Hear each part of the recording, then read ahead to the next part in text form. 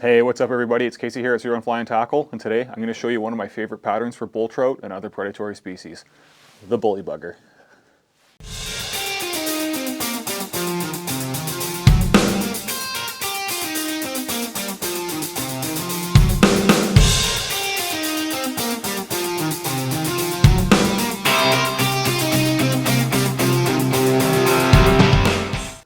Alright, so the bully bugger.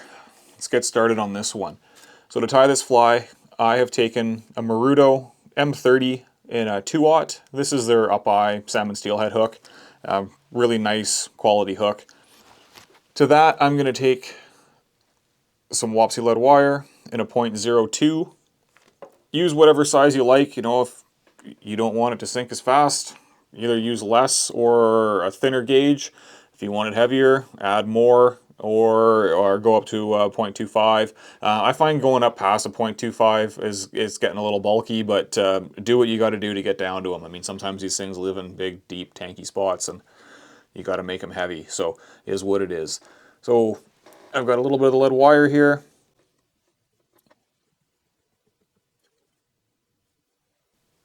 And I did about 20 wraps. Now, like I said, if you need more, by all means. Like that's not heavy by any stretch. So that'll help get things down, but nothing crazy. So I've just taken that and I've slid it up to where that loop meets the shank on the upward eye. No point in trying to sneak it up past that. It'll start getting really bulky once it starts hitting that thicker point of the wire there on that return loop. For tying thread, use whatever you like. I'm a big uni thread guy, so uni thread 6/0 in the color white.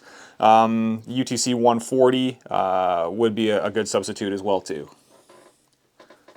So we'll tie that in just right behind our lead. Trim our tag. And we're going to lay down a little bit of a thread base, and we're going to go over top of this lead as well, just to secure it. If you don't wrap over the lead, that will for sure spin, cause your materials to move around. Can cause bodies to come unwound on the hook shank and just make things annoying and not fun, and next thing you know, your fly is useless. We're going to spend some time to tie this fly. We might as well make it durable, so that'll last. So I'm not going to quite go all the way back as far as the barb on this one, but pretty close. So for a tail on this pattern, material that you've seen me use a million times if you watch my videos, big fan of woolly bugger Marabou. This is again from Wapsi and the color white. Now this is a larger fly. I'm going to use 2 pieces of Marabou. If you want to downsize it, you can definitely use 1. If you want to upsize this fly too, this can definitely be scaled up. You can do it on you can make it articulated, do it on shanks, do it however you like to tie this style of fly. I'm doing this more on a common style hook that's, you know, a little bit more user friendly for everybody. But by all means, put your own twist on this pattern. So like I was saying, if you want to make it bigger, by all means add more. Smaller, go a little bit less. But I just want those tips to even up.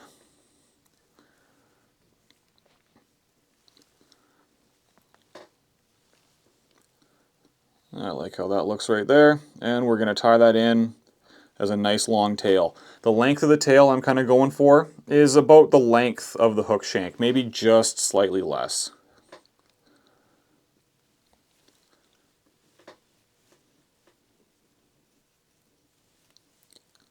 Tie that in, a few wraps just to kind of hold it in place. We'll trim these stems off. Throw those guys away. And we're just going to lock this all down with our tying thread.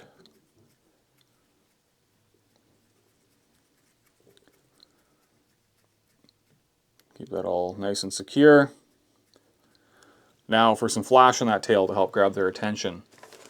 Hedron's Flashabou in plain old pearl. That's what I like in my white tail here. I've got 4 or 5 strands that I'm just going to flank down either side of the tail on this pattern.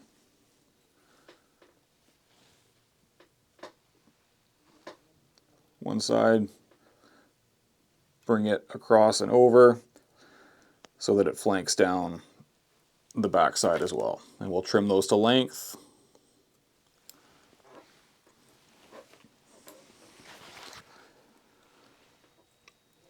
Next thing I'm going to tie in is going to be a piece. Sorry, you saw the movie Magic there. I already got it cut off the spool. A piece of ultra wire, the color silver, size brassy, or BR is what I'm going to use. You can go with small, medium will work too. I like the brassy size for these sort of streamers, but use what you got.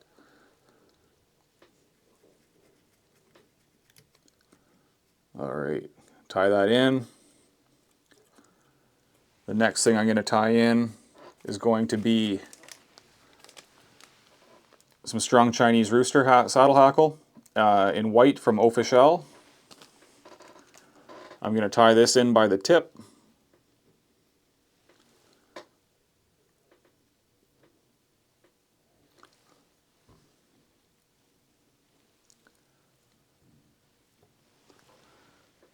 Then from there, I'm going to tie in a piece of UTC pearl tinsel in the size medium, in the color ice blue. It's kind of got like a UV kind of color to it.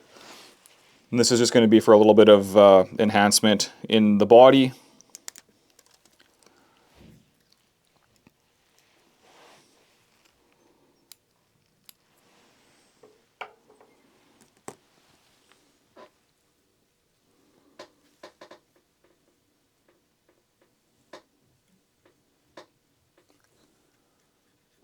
Tie that tinsel in. And then for the body, I'm going to use some Arizona Semi-Seal in the color crystal. I'm just going to do a dubbing noodle.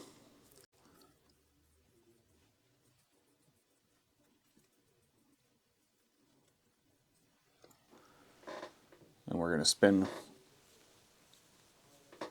that on for a body. Winding that forward.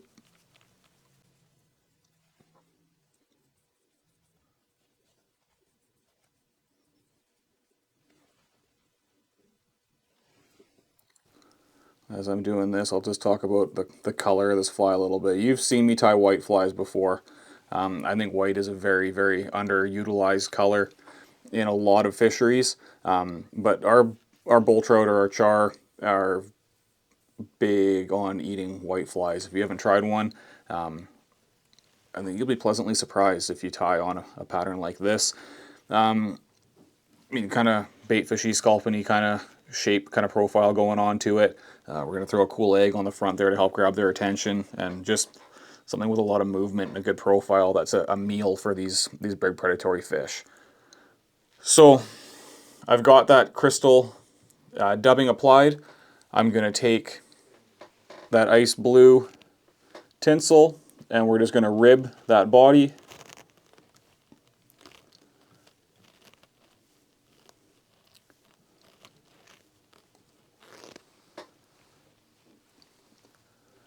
Tie that off. I'm going to follow that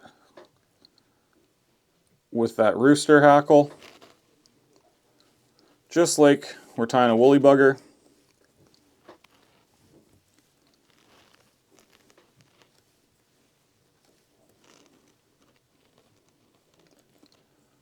And see, if I tie it in by the tip, you get a natural taper as those barbules get longer off on the feather, giving it, again, more profile, a denser profile towards the head, a little bit bigger, a little bit bulkier towards the head, which is what we're trying to achieve in this pattern.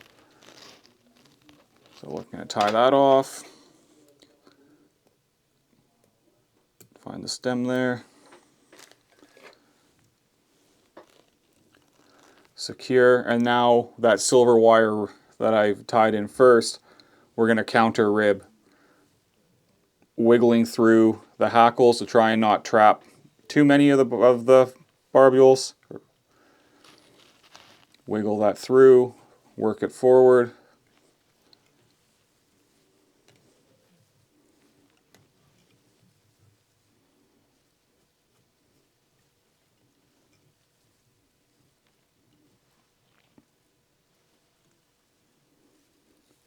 and tie off. Now that I've got that wire secured with my thread, I can just helicopter it.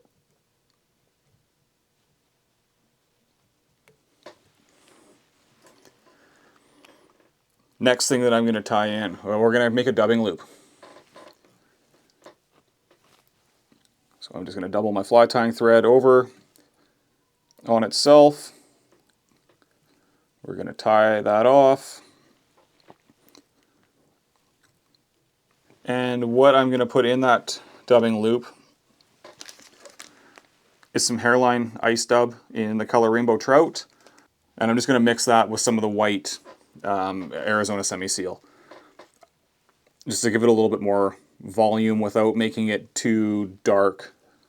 I want it to be sort of subtle, but give it a little bit of body.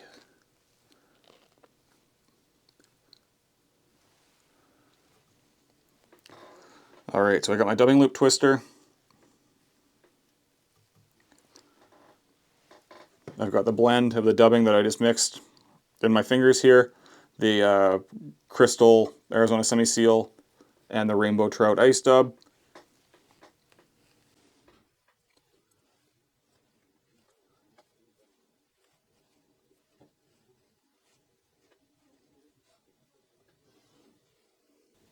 Get a couple of pinches of that into the dubbing loop there, and we'll just start spinning that loop up.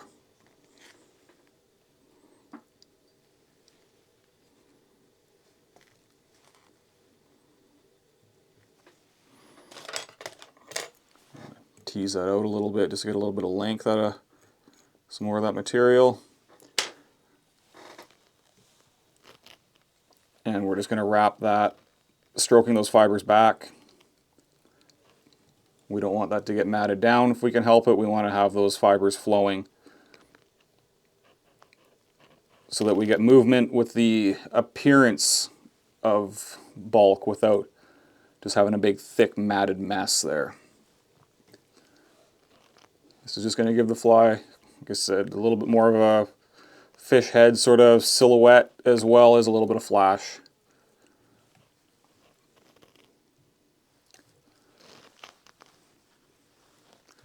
Couple of wraps of that, not too much.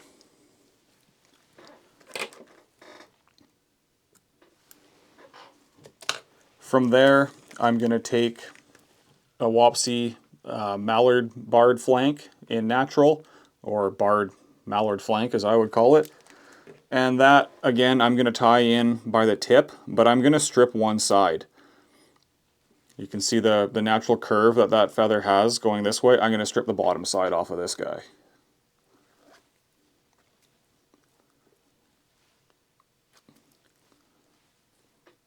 I don't need this to be super thick or super dense. So again, providing silhouette, as well as this can imitate peck fins as well too.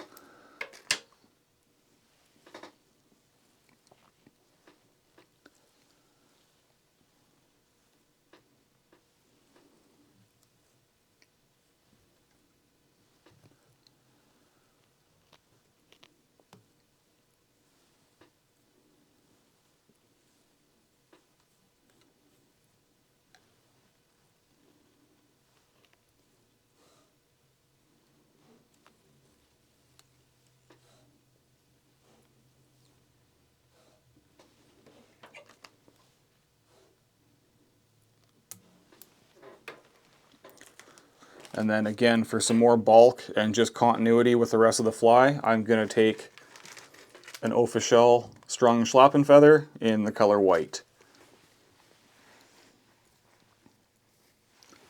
Again, I'm going to tie this one in from the tip side, but I don't want like 8 wraps of this at the front, and I want a little bit of length, so I'm going to move part way down and tie it in to where things start getting a little bit longer.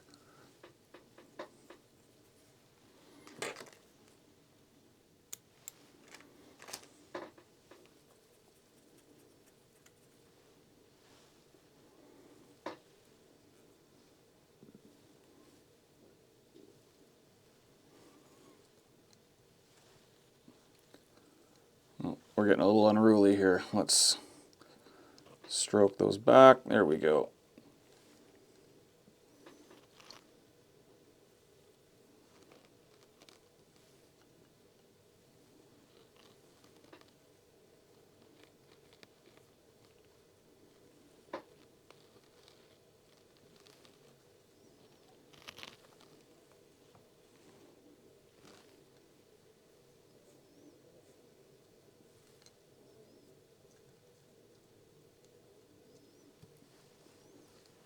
We'll tie that off.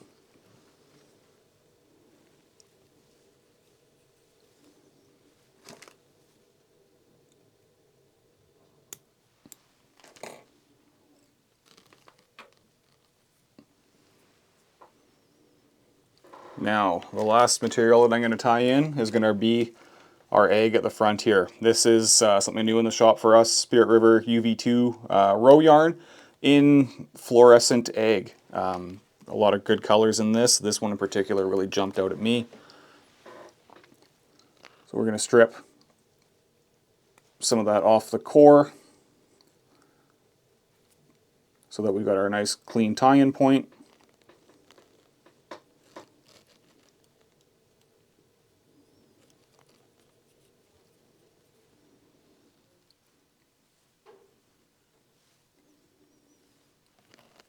And we're going to do 1 wrap and 2 wraps, and why not a 3rd? 3 of those right at the front there, give it a nice egg.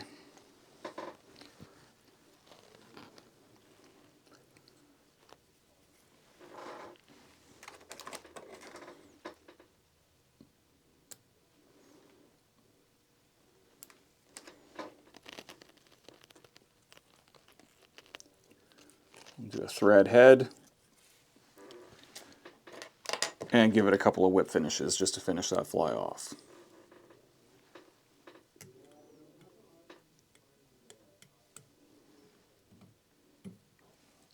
One and 2 for good luck.